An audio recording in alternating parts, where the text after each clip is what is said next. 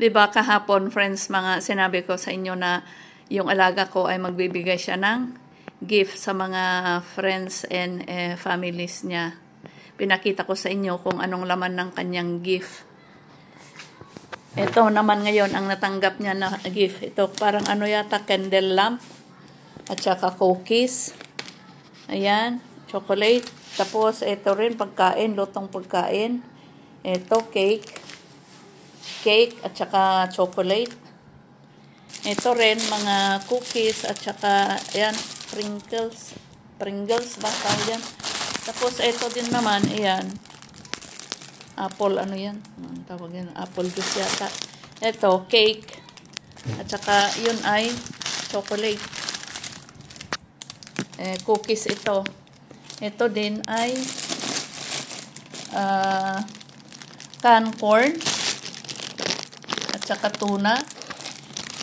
And then, cinnamon cookie. Not cinnamon cookie, sesame cookie. At saka ito, anong tawag ba dyan? Rice cake. Yung pang diet ba? Ito ang natanggap ng aking alaga kahapon.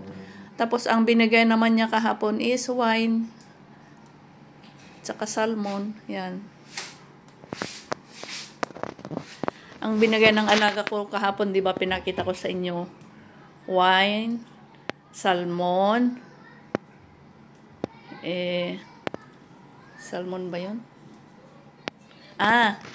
Hindi. Wine, tuna, and then sitsirya, yung potato chips. Di ba, yun ang binigay niya kahapon. Ito naman ang natanggap niya. Sa iba, kumbaga, bali, ilan nagbigay sa 1, 2, 3, 4, 5, 6, 7, 8. 8 tao ang nagbigay sa kanya ng gift kahapon. Yan. Tapos, binigyan din ako ng gift ng mga kaibigan niya kahapon. Chocolate at saka yung yung, di ba, pinakita ko na yung coffee cup. Yan. Ito naman yung natanggap ng anak niya kahapon. Ayan, yung regalo sa kanyang anak niya na binata. Ayan. Ayan. Nilagay lang niya dito, kukunin niya pagdating niya dito at dadalhin niya sa kanyang bahay. Ayan. Yan, diba, yung mga gift. Ayan. Kumbaga, yun ang kanilang customs and traditions pagka meron silang Purim, Hag Purim. Hindi kinakailangan na yung mamahalin o malaking halaga yung regalo nila. Kumbaga parang yung para lang ma-enjoy nila at maramdaman yung essence ng kanilang Purim holiday. Kagaya nito, may nagbigay ng cook na pagkain, may nagbigay din sa amin ng cabbage roll. Na, di ba, yung niluluto nilang cabbage, tapos sa loob may rice and karne ng grind beef. Yun. Tapos, kagaya nito, may nagbigay ng cake. Ayan, cake. Tapos, ito, candle lamp yan. Tapos, ito din, mga cookies and cake. Tapos, mga chocolate. Ito. Chocolate, ito, juice. Hindi ko alam kung juice yan nga ba. Juice nga ba yan? Ayan. Pinapakita ko lang sa inyo, guys, kung anong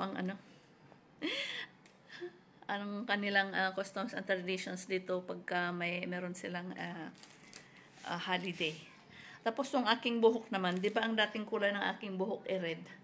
Tapos, dito sa harap, hindi ako nagkulay ng more than almost 2. Kaya ako palaging nagsusombrero kasi ang haba-haba na at dami-dami kong mga white hair. Ngayon, nagkulay ako ng blonde. Tapos ito, dalawa tuloy ang kulay ng aking buhok. Yon, blonde and red. Pasensya na sa kulay ng buhok ng lola nyo, palibasa, senior na. Thank you very much for always watching. Sana naman may natututunan kayo sa aking mga videos na ginagawa about dito sa kumbaga parang kilalanin natin ang mga customs and traditions dito sa Israel. Ayan. I hope you enjoy, guys. Please naman, paki-share, heart and comment, and of course, follow. Thank you very much for the support in advance. Bye-bye. Thank you all. Unboxing natin ang regalo ng mga kaibigan ng alaga ko kahapon. Kasi ilalagay ko na sa ref. Kasi nga, mga ano ito cake. Masisira pag hindi ko ilagay sa sa ref. Yan, cake yan. Yan.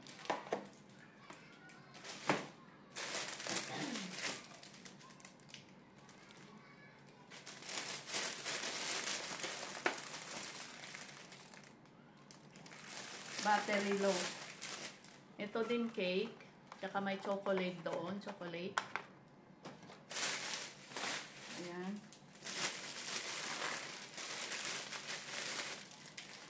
Ito ay anong tawagan? Corn chips. Yan. Corn chips yan. At saka chocolate. Yan. Chocolate ito.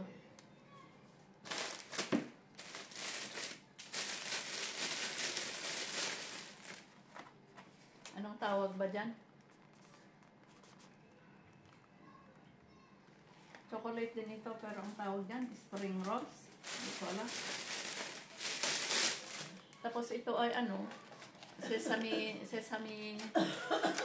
sesame bars. Ayan.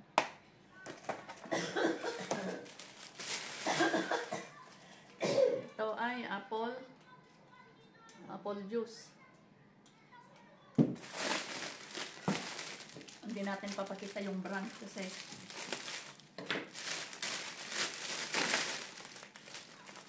ito naman ay rice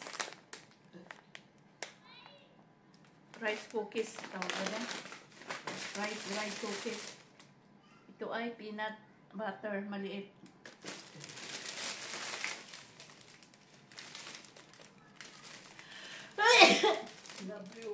Ito ay granola bar. Ito ay tuna. Yan, maliit na tuna. Peanut butter na maliit. Saka corn. Inilagay dito sa can corn. Anong tawag yan? Can corn. Corn can. Tapos, ito, ang pinakamalaki.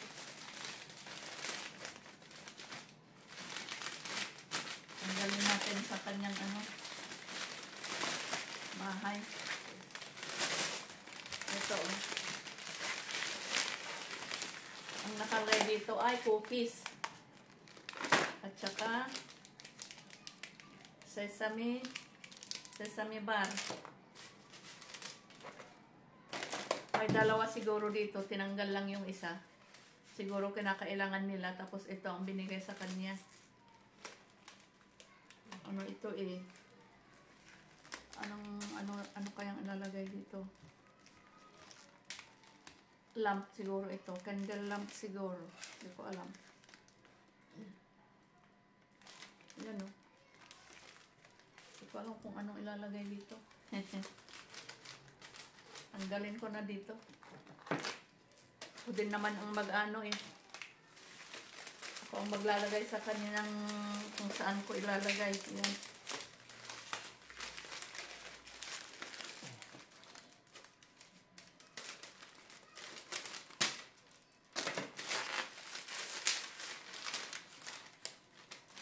Ganda-ganda ng kanilang nilagay na mahulog. Kabago-bago. Ha? Kesera. Ito daw ng alaga ko pakinggan yung kesera na kanta.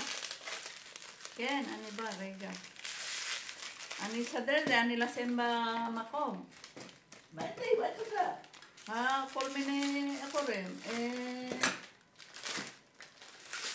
Matanot sila, small. Atay, matay. Anila simba makom, anila simba bikarer. Lalo, hindi ko lokal. At lokal hakol. Rapol. Tukal, ito na siya. Uy. Hindi lampshade. Lalagyan ng ano, hindi ko alam kung anong. Akala ko kahapon lampshade, akala ko may lagayan ng ano, o kaya candle. Wala eh. So, ibig sabihin, hindi ito lampshade. Ano kayang pwedeng ilagay dito? So, ito na. Tapos na guys, ang unboxing ng mga gift sa aking alaga yung boss ko. Thank you very much for watching. Please like, comment, and share. Bye-bye. See you again on my next videos. This is Shoshana Life Journey signing out here in Tel Aviv, Israel. Bye-bye.